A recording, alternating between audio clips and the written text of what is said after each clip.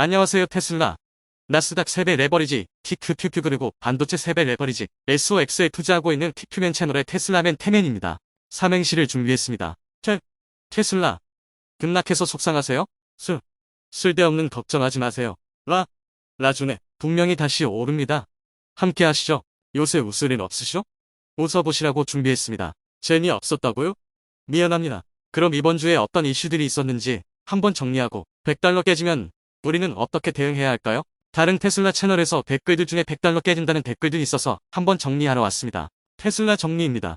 다음과 같이 크게 8가지의 이벤트가 있었습니다. 트위터 이슈, 대주주 매도, 중국 그리고 미국에서의 할인 폭증가, 및 감산 소식, 세미트럭 인도 개시, 8중 추돌 사고, 새로운 기가팩토리 위치, 중국 기가팩토리 중단, 그리고 마지막으로 테슬라 급락입니다.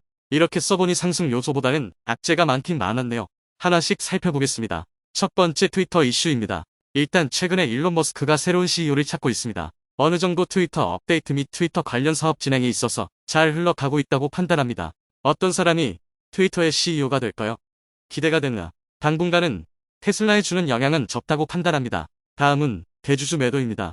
저번 영상에서도 설명드린 바와 같이 일론 머스크가 향후 2년간 테슬라 주식 안 팔겠다라고 말해주었는데요. 이 말을 다시 해석해보자면 현재 트위터로 인해 예상되는 리스크가 적어 보인다 정도로 해석할 수 있을 것 같습니다. 자기 사업에 큰 리스크가 생기면 테슬라 주식은 또 팔 것입니다. 말하는 그대로 믿으시지 않길 바랍니다. 정리하면 단기적으로 테슬라 주식의 일론 머스크 매도 가능성은 적어 보인다로 정리하겠습니다. 다음은 중국 그리고 미국에서의 할인 및 재고 증가입니다. 경기 침체가 다가오고 있습니다. 어느 정도의 세기로 올지는 모르겠으나 이로 인해 테슬라의 판매량에 영향을 주게 됩니다. 작년까지만 해도 회사에서 차 바꾸는 사람들 많았는데 지금 보면 다들 허리띠 졸라매고 있습니다. 요새 선수금 주고 나머지 자동차 할부로 때리면 예전에는 할부 금리가 2~3% 정도 나왔는데 지금은 4~5%가 넘는다고 합니다. 곧 나올 실적 발표 및 중국에서의 판매량 추이를 보고 업데이트 또 드리도록 하겠습니다. 지금은 시장에서 놀랄만한 감소세가 보이지 않는 이상 영향은 제한적이라고 보고 있습니다. 다음은 세미트럭 인도 개시입니다. 12월 펩시콜라의 100대를 인도하였습니다. 일론 머스크 타임이 좀 걸리긴 했지만 퀄리티 좋았고 500마일을 넘을 수 있느냐가 관건이었는데 결국 넘었습니다. 앞으로 잘 팔리고 생산해내는지 지켜보시자고요. 다음은 8중 추돌 사고입니다.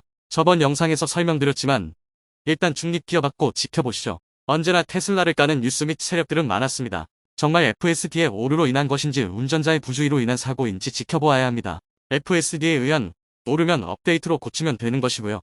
이로 인한 영향은 제한적입니다. 다음은 기가팩토리 위치입니다. 테슬라가 누에보레온 주에 기가팩토리를 지을 것 같다라는 소식이 있는데요. 일단 카더라보다는 정확한 소식이 나올 때까지 기다려보시죠. 업데이트 드리겠습니다. 일단 호재고요. 여기가 결정이 나면 세미트럭과 사이버트럭이 생산되지 않을까 싶습니다. 여튼 캐파가 증가되는 거니까 장기적으로 큰 호재입니다. 다음은 최근에 나온 중국 기가팩토리 중단 뉴스인데요.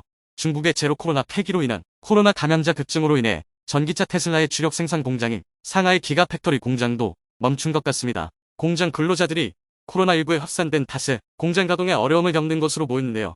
미국 로이터 통신에 따른 24일 내부자의 소식을 통해 회사 측이 당초 말했던 것보다 빠른 24일부터 생산 라인 가동을 중단했다고 합니다. 테슬라에서 앞서 12월 초 월말부터 23년 1일까지 모델 Y를 생산 중단한다고 밝힌 바 있는데요. 이보다 한 주 앞당겨진 것 같습니다. 근데 이것도 카더라 통신을 뉴스화시킨 것이기 때문에 정확한 테슬라 측의 발표를 기다려야겠습니다. 더 중요한 것은 12월 중국 내수 물량과 수출 물량입니다. 카더라 통신 말고 정확한 데이터가 나오면 그때 이야기해보면 좋을 것 같습니다. 다음은 테슬라 하락입니다. 최근 고점 대비 70% 떨어졌습니다. 어디까지 떨어질까요? 불안하신가요? 우리는 왜 불안할까요? 왜냐면 어디까지 떨어질지 모르기 때문입니다. 그럼 최악을 반영해서 떨어진다면 어디까지 떨어질지 같이 예상해 보실까요? 제가 예상하는 1차 저항선은 100에서 110 정도로 보고 있습니다. 그럼 진짜 최악은 어디까지일까요? 테슬라 싫어하시는 분들, 하락론자들에 의하면 62, 63달러까지 떨어진다고 보는 사람도 있더군요. 정말 그럴까요?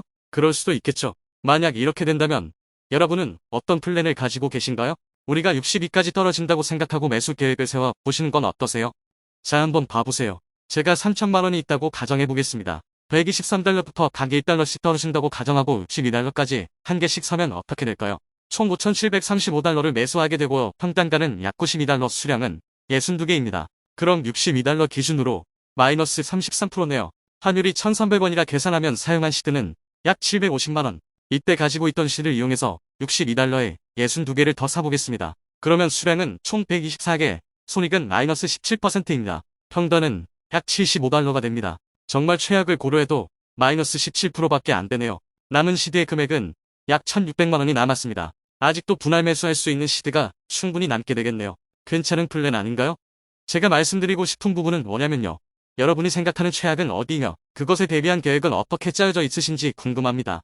이런 식으로 우리가 최악을 고려해서 플랜을 짠다면 절대 두렵지 않습니다. 왜냐면 나에게는 최악을 고려한 계획이 있으니까요. 그게 없다면 지금 불안할 수밖에 없습니다. 내가 심리적으로 불안하면요. 가격에 휘둘리고 뉴스에 휘둘립니다. 만약에 62달러가 깨지면 어떻게 할 거냐고요? 설마요. 그럴 수도 있겠지만 62달러가 정말 테슬라의 펀더멘털이 무너져서 떨어진 것인지 아니면 단기적으로 심리와 거시경제 때문에 그렇게 된 것인지 그때 가서 봐야겠죠? 그때 가서 대응해야 할 일입니다. 저는 공포를 조장하려는 게 아니라 최악의 상황을 대비하자는 것입니다. 오늘도 그냥 무지성으로 떡상을 기원하지 맙시다. 테슬라는 지금도 일 잘하고 있고요. 플랜대로 사업 잘 진행되고 있습니다. 단기적으로 오르면 오르는 거고 떨어지면 떨어지는 거예요. 주식은 대응입니다. 어떤 가격에서 어떻게 대응하실지 정해 놓으셨나요? 정하지 않으셨다면 이번 기회에 한번 생각해 보시는 건 어떠세요? 말이 길었네요. 여러분은 어떠한 계획을 가지고 계신지 댓글로 나눠주시면 감사하겠습니다. 오늘도 좋은 하루 보내세요. 구독과 좋아요 부탁드립니다. 감사합니다.